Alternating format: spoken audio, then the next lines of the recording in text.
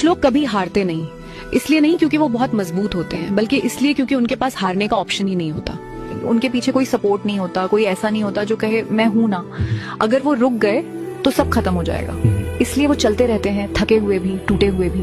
वो मुस्कुराते हैं जबकि अंदर से टूट रहे होते हैं, क्योंकि उन्हें पता है अगर वो गिर गए तो उन्हें उठाने वाला कोई नहीं होगा।